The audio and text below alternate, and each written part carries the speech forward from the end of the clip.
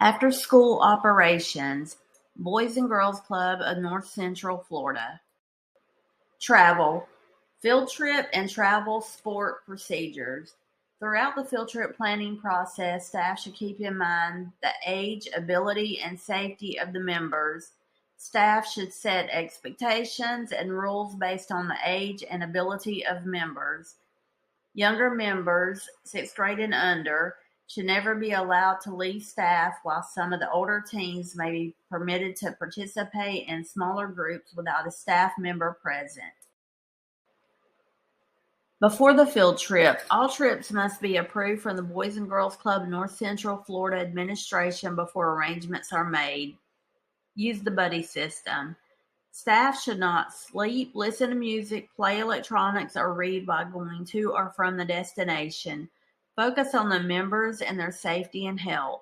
Before leaving the facility, give a brief synopsis to the members of behavior expectations and consequences of misbehavior for the locality and order of events. Then end with something to the effect, "and have fun." Staff should keep your list of participants at all times. Staff should ensure that payment has been taken care of. Staff should have a copy of emergency contacts for all participants. Members should be instructed to have a water bottle, sunscreen if you will be outdoors, and appropriate clothing. Know who is allergic to bees or other insects and have an EpiPen. A first aid kit. Walk around the van. Are the tires low? Any dents or leaks? And check the interior of the van. Are there holes in the seats? Do seatbelts work? Is there any trash? Before loading members. Follow all van and transportation policies as established by Boys and Girls Club policies and procedures. Eating or drinking on the bus is not allowed.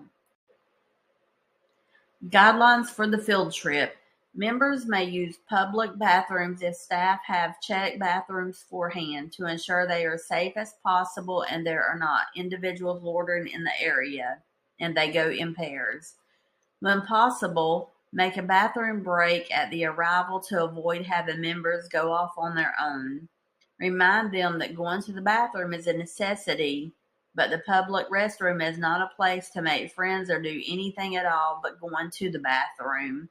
Make sure they understand where they are to meet the group and take note of the time they leave and should be back. Do not leave a child behind. Once you arrive, review expectations. Take attendance and write your initials in the appropriate location on the form before leaving the transportation. Shared use restrooms. On a field trip or when using a public restroom, youth shall never enter the restroom alone unless it is a single stall restroom that is empty. Youth shall follow the rule of 3 in using public restrooms, with at least 2 youth and an adult walking to the restroom and 3 youth entering a multi-stall facility together. The adult will remain outside the restroom door to provide auditory surveillance. Whenever possible, staff volunteers will monitor and clear public restrooms before use by members to ensure that facility is free of adults, and clear the youth not involved in the club program before allowing youth to use these facilities. Alternatively, staff members will stand in the restroom doorway or hold the door at least partially open when supervising member use of public restrooms. Staff may position themselves inside the restroom near the sinks if positioning at the door is not feasible or deemed ineffective. In a shared use facility, Boys and Girls Club will utilize the best practice of shutting the exterior door to the restroom and using an occupied sign outside the door to alert others that they must wait until club members have exited the restroom before they can enter.